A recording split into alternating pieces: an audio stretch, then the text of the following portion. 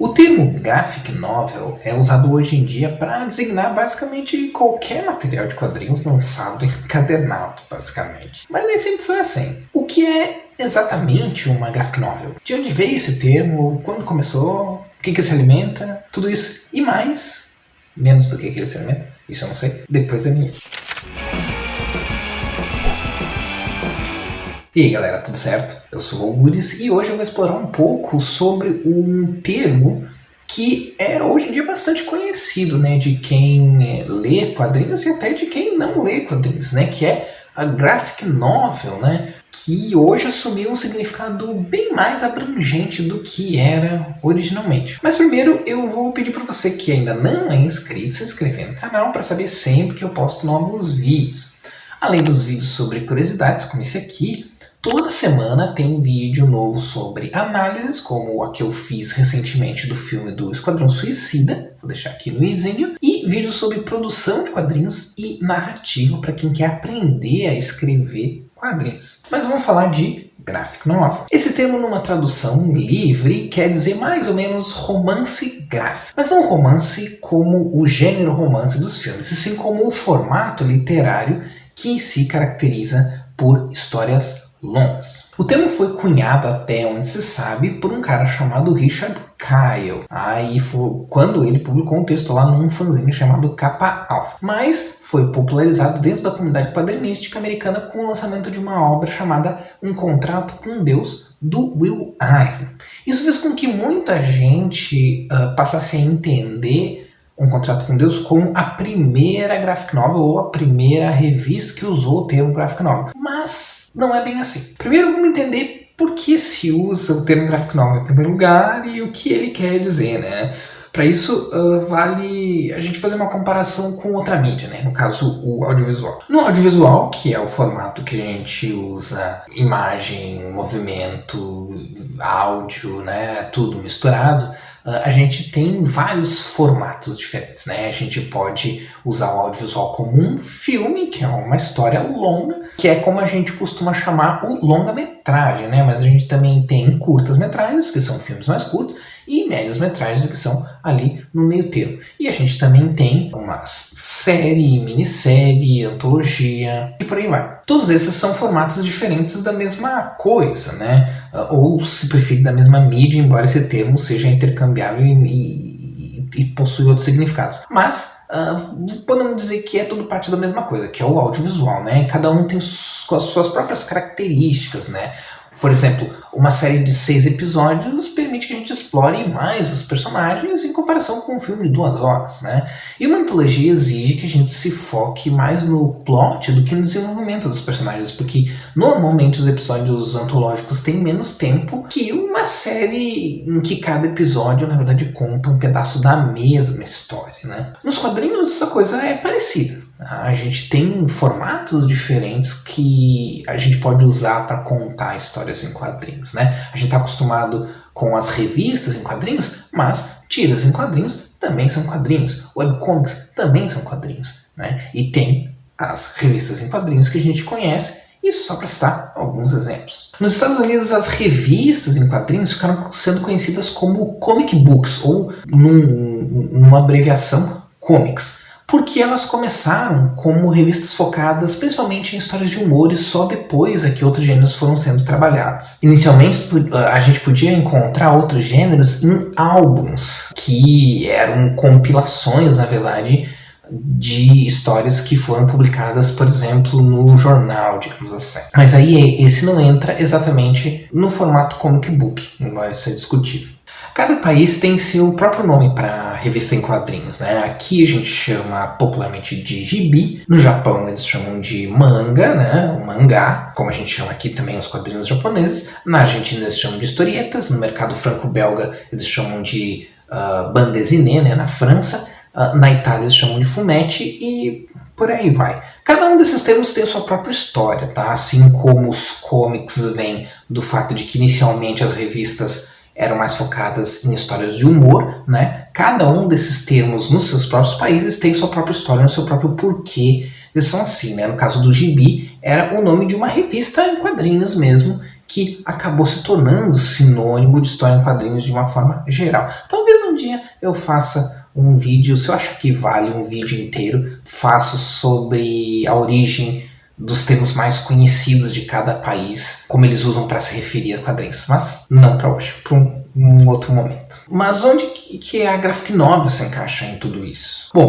o uso da palavra novel ou novela, mas que nesse caso a gente traduz aqui como romance, porque, sei lá, talvez para não confundir com a telenovela que a gente tem na TV, que usa uma outra estrutura que era conhecida como folhetim e não a estrutura do que a gente chama de novela literária. Não sei se esse é o caso, só estou especulando.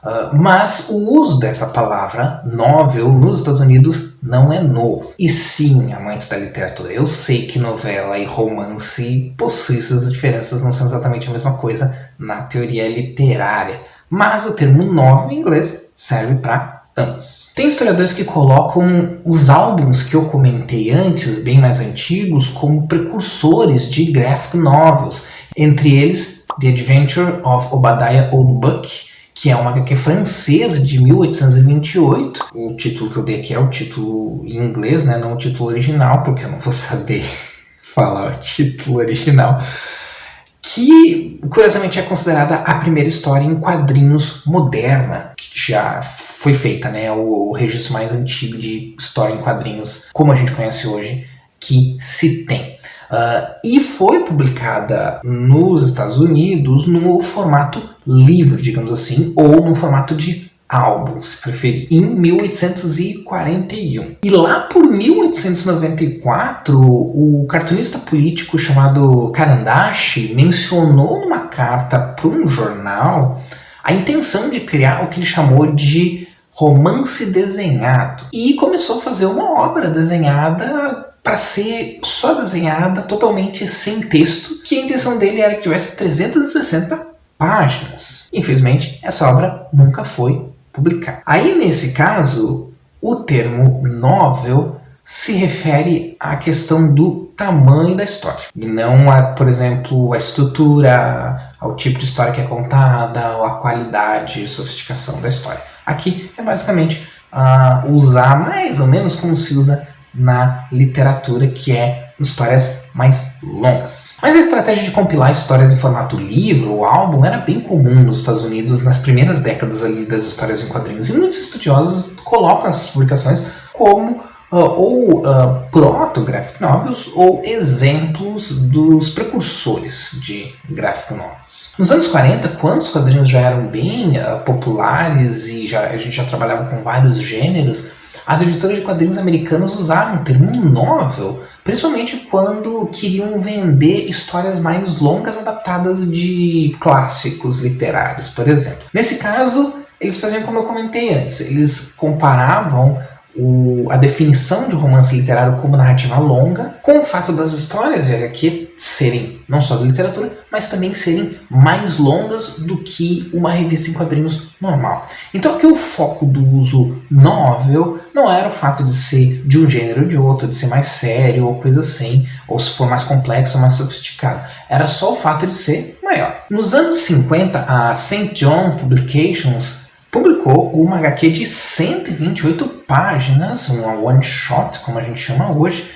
para adultos, voltada para adultos, chamada It Rhymes with Lust, ou Isso Rima com Luxúria, uma tradução mais livre, e que tinha uma inspiração bem voltada para o filme noir, né? E que na capa estampava o termo Picture Novel, ou romance de imagens, uma tradução livre. E a editora vendia essa história dizendo que ela era um romance original completo, ou do inglês full length, que significa que era longo. Até hoje não existe uma definição tão clara de graphic novel como muitas pessoas imaginam, mas a gente sabe que esse termo foi cunhado, ou pelo menos trazido à luz, por um cara chamado Richard Kyle, que usou graphic novel em 1964 para separar, para distinguir obras de quadrinhos que ele considerava mais sérias, mais sofisticadas, em comparação com publicações mensais, de super-heróis e etc. Ele usou esse termo se inspirando principalmente pelos mangás e pelos quadrinhos europeus que lançavam encadernados já com uma certa... já tradicionalmente chamados de graphic albums. Esse mesmo Richard Kyle, ele usou o termo outras vezes em outros artigos de outras revistas para onde ele foi convidado, e aí a galera começou a curtir, começou a usar o termo, né? E em 1972 a DC publicou uma revista que era regular chamada The Sinister House of Secret Love, que era uma HQ mais voltada pro terror, mas terror na época do Comics Code, que era um terror mais chapa branca, que tinha o dobro das páginas de uma HQ comum da época. E eles usaram a frase estampada na capa, A Graphic Novel of Gothic Terror. Mas o que meio que todo mundo concorda que fez o termo pegar mesmo foi um contrato com Deus do Eisner, que eu citei antes, né, que estampava na capa da HQ a graphic novel, ou traduzindo, né, um romance gráfico, para especificar o que era a obra, né. Mas não é uma história longa, na verdade. Essa é a coisa interessante com relação a um contrato com Deus. O termo romance gráfico não foi usado para designar a obra por ser uma obra longa. Na verdade, ela era uma antologia de 4 histórias, né. E a partir daí, vários editores começaram a usar esse termo para distinguir algumas publicações, às vezes publicações com um formato diferente, né? Um formato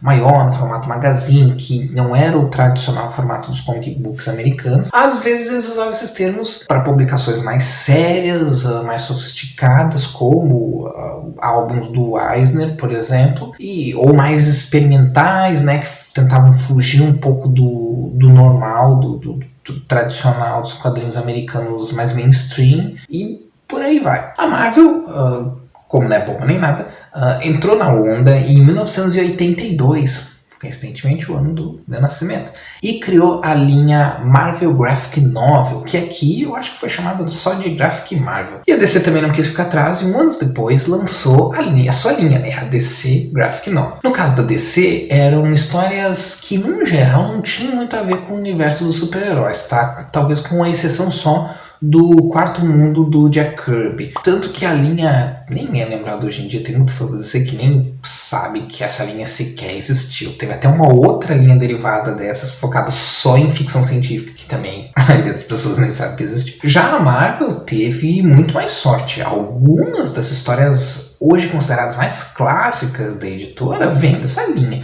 como, por exemplo, a morte do Capitão Marvel, que foi a primeira, na verdade, Marvel Graphic Novel, e a história dos X-Men chamada God Loves, Man Kills, que aqui foi publicada 2 vezes, uma traduzida como O Conflito de uma Raça, e outra, mais recente, traduzido mais literalmente como Deus Ama, o Homem Mata. Maus, que é a HQ mais famosa do Art Spiegelman e ganhadora do Prêmio de Jornalismo Pulitzer, foi outra que ajudou a popularizar o termo, mas ele ajudou a popularizar o termo para fora da comunidade quadrinística e para o público geral, né? E a DC também fez a parte dela aí, reunindo minisséries clássicas como Cavaleiro das Trevas e Watchmen em álbuns encadernados únicos, né? Tudo compilado numa única edição só, que contavam como graphic novels. Isso também ajudou a vender a ideia do termo graphic novel como histórias em quadrinhos mais sérias, voltadas para um público adulto, mais sofisticadas, etc. E aí, depois que pegou bem nos Estados Unidos, outros mercados de quadrinhos internacionais, como o europeu, também acabaram adotando o termo, que acabou se tornando bem comum e bem utilizado e bem reconhecível. Então, por um bom tempo, o termo graphic novel ficou associado a histórias mais sofisticadas, né? Que buscavam fazer explorações mais aprofundadas dos personagens, que experimentavam com o formato dos quadrinhos, que possuíam elementos e estruturas narrativas que muitos consideravam mais próximo da literatura clássica do que dos gibis, digamos assim, e por aí vai. Mas com o tempo esse termo acabou sendo usado mais como ferramenta de marketing e hoje é usado de forma bem abrangente. É bem comum ver as editoras e até jornalistas de quadrinhos chamando qualquer encadernado com capa dura que reúne algum arco de quadrinhos de super-herói como graphic novel. E eu já vi filmes que nos materiais de divulgação, seja nos trailers ou nos posters, usarem o termo graphic novel no lugar do termo comics ou comic book para dar um ar mais sério pro material fonte, como se eles preferiram usar o termo graphic novel, porque graphic novel parece mais livro do que quadrinho, para fazer, talvez, com que as pessoas levem mais a sério, sei lá. Então, hoje em dia, se a gente fosse bem honesto, o termo graphic novel significa pouquíssima coisa, especialmente se quando você ouve o termo graphic novel, você já pensa em qualidade de história. Hoje em dia, isso basicamente não significa nada, porque é um termo totalmente intercambiável com outros termos que a gente também usa para encadenados como álbum, antologia, coleção, etc. em muitos casos. Grosso modo, a gente pode dizer que no uso atual, qualquer encadernado de capa dura pode ser entendido como graphic novel, independente do tamanho da história, independente da qualidade literária. Mas muita gente usa o termo graphic novel quando quer levar a sério uma história em quadrinhos em particular, né? Achando que esse termo vai dar um ar mais maduro para coisa. E os próprios estúdios de cinema, como eu comentei antes, já adotaram essa estratégia. Particularmente, eu prefiro usar o termo graphic novel para obras que foram produzidas pensadas no formato de álbum encadernado. Independente se a história tem 200, 300 páginas, se é uma antologia, etc. Agora, se é apenas uma compilação de algo que já foi publicado em outro formato, então eu normalmente chamo só de encadernado mesmo, ou de álbum. Hoje em dia, alguns autores alternativos preferem evitar o termo graphic novel, inclusive. O Daniel Close, na obra dele Icehaven, chamou essa obra de romance de tira em quadrinhos. E o Craig Thompson chamou a HQ dele, Retalhos, de Illustrated Novel, ou romance ilustrado, ao invés de Graphic Novel. Então, use o termo Graphic Novel como você acha que ele deve ser usado. Porque, basicamente, esse termo o significado dele foi praticamente esvaziado com o tempo, e especialmente quando começou a ser usado mais como estratégia de marketing do que para definir um formato ou um tipo de história ou coisa assim. Então, realmente, não existe uma associação, uma definição que caiba em graphic novel que diga, isso é graphic novel e isso não é graphic novel. Se for publicado em encadernado, acho que a única coisa que não pode ser chamada de graphic novel é uma revista em quadrinhos mensal de 20 páginas, por exemplo. Mas se for um álbum encadernado, a associação pode ser chamada de graphic novel, e o próprio autor e a própria editora pode usar esse termo no álbum, aí no que foi usado ele né? Se a editora diz que aquilo é uma graphic novel, é uma graphic novel, então vai disputar isso, né? E por hoje é isso, pessoal. Eu espero que vocês tenham gostado dessa curiosidade. Eu não fui muito a fundo, mas eu acho que o que eu passei aqui é suficiente para ter uma boa ideia sobre as origens, sobre o uso desse termo e a evolução do uso dele com o tempo, né? O que vocês consideram uma graphic novel? Vocês têm algum critério específico, alguns critérios específicos que vocês usam, ou vocês nunca pensaram a respeito disso? Comentem aí. Até a próxima! Então, por um bom tempo, o termo graphic novel ficou associado a histórias mais sofisticadas.